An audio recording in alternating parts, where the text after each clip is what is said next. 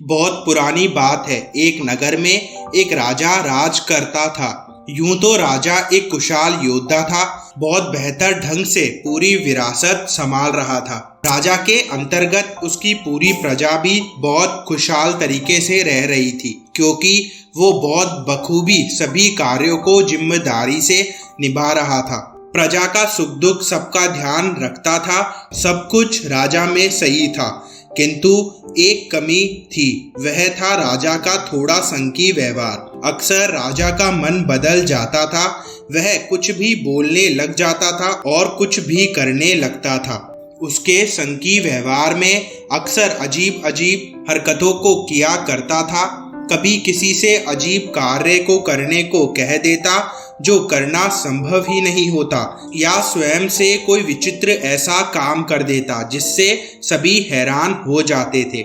सभी लोग ये बात जानते थे कि राजा स्वभाव का थोड़ा संकी है, जिसके कारण अक्सर सभी को उसके संकी इच्छाओं के कारण मुसीबत झेलने को मिलती थी, क्योंकि अगर वह जनता राजा की न सुनते तो दंड का पात्र बनना पड़ता था।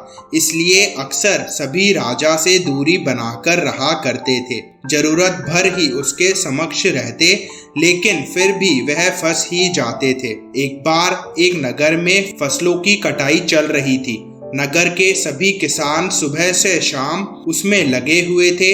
राजा प्रत्येक दिन सुबह सुबह खेत में जाकर एक बार फसलों की कटाई जरूर देख आता था। एक दिन ऐसे ही सुबह सुबह राजा खेत में मंत्री के साथ गया हुआ था। सभी किसान फसलों को काट एक जगह रख उसे एकत्र कर रहे थे। वह सब धान की फसलें थी। राजा कुछ धान के दानों को अपने हाथ में उठाकर देखता और तभी उसके संकी दिमाग में एक बात आती है। वह सभी किसानों को अपने पास बुलाकर हाथ में रखे धान के दानों को दिखाकर पूछता है कि ये क्या है। यह सुन मंत्री किसान समेत सभी आश्चर्य से भर जाते हैं कि यह कैसा प्रश्न हुआ।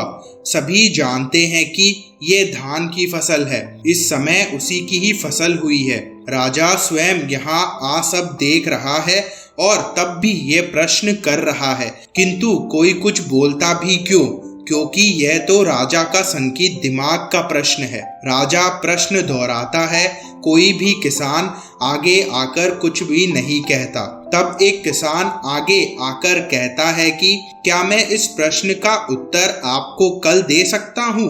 यह सुन राजा कहता है कि ठीक है, और वहां से चला जाता है। सभी उस किसान से बोलते हैं कि उसे कुछ भी बीच में नहीं बोलना चाहिए था। यदि कल तुमने उसे उत्तर नहीं दिया तो राजा तुम्हें भरी सभा के सामने दंड दे देगा, और राजा को कल हम कुछ भी कह दे वह हमारी एक भी नहीं सुनेगा।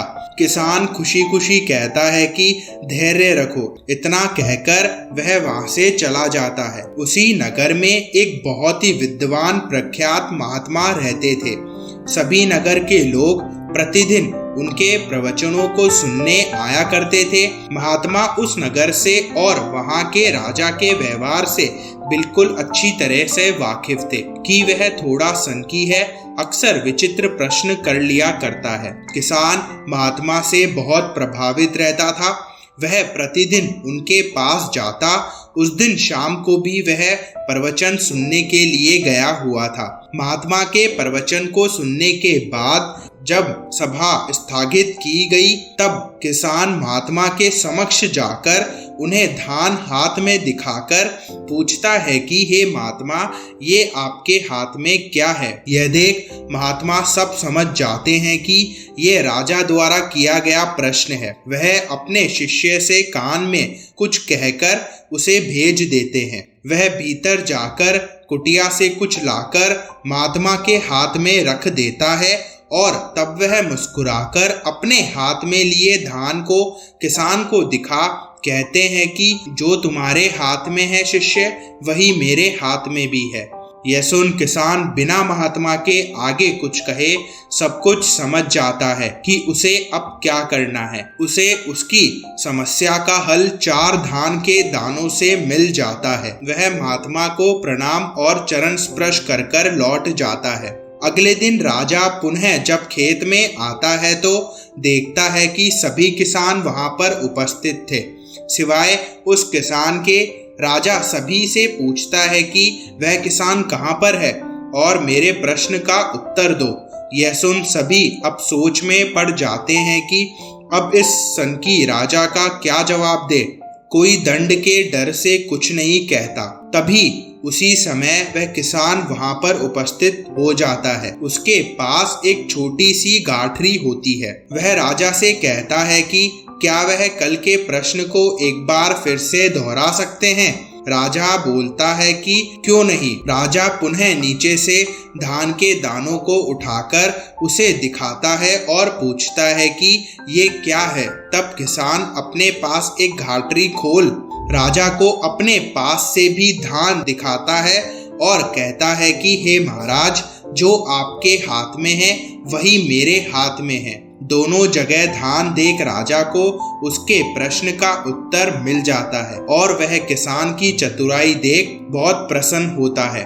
पहली बार किसी ने राजा के सनकी दिमाग के किसी प्रश्न को हल किया था। राजा खुशी में अपनी तरफ से कुछ अनाज किसानों में बांटने का आदेश देकर लौट जाता है। यहाँ सभी मंत्री और किसान भी उसकी चतुराई देख हैरान हो जाते हैं कि उसने कैसे बिना कुछ जवाब दिए अपना उत्तर राजा को दे दिया। सभी उसके दिमाग और चतुराई की तारीफ करने लगते हैं। अतः इसी तरह मनुष्य को अपने जीवन में भी अपने ज्ञान से अपने चतुराई का सही जगह उपयोग करना चाहिए। उसे पता होना चाहिए कि कब किस समय उसे उस समस्या का सरलता से हल कर लेना है। जरूरी नहीं है कि आप हर काम को सीधे तरीके से करें। नहीं, अक्सर हमारे जीवन में कुछ परिस्थितियां ऐसी होती है कि जहां हमें सीधे तरह ज्ञान का उपयोग ना कर स्वयं की बुद्धि का चालाकी से उपयोग कराना पड़ता है। प्रत्येक व्यक्ति के व्यवहारिक जीवन में सफलता के लिए ये बहुत जरूरी है।